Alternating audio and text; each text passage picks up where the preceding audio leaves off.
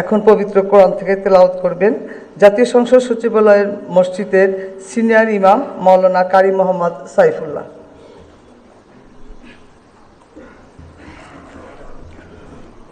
أعوذ بالله من الشيطان الرجيم. بسم الله الرحمن الرحيم.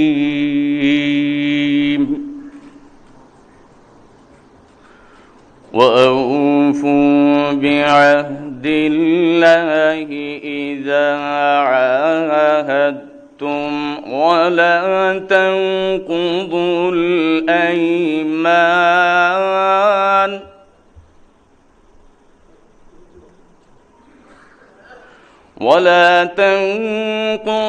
الأيمان بعد توكيدها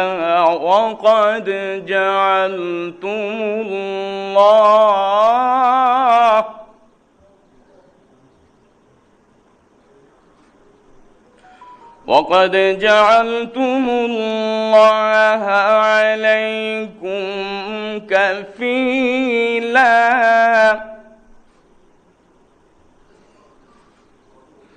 إن الله يعلم ما تفعلون.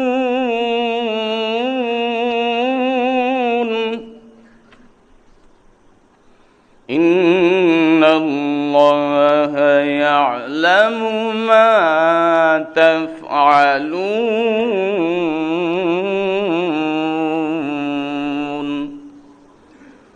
صدق الله العظيم.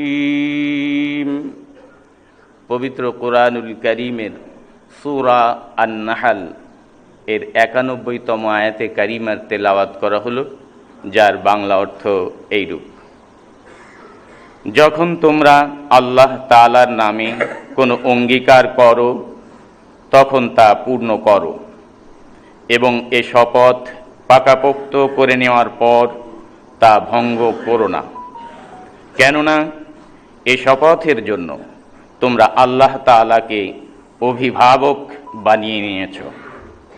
অবশ্যই আল্লাহ তাআলা জানেন তোমরা কি করো।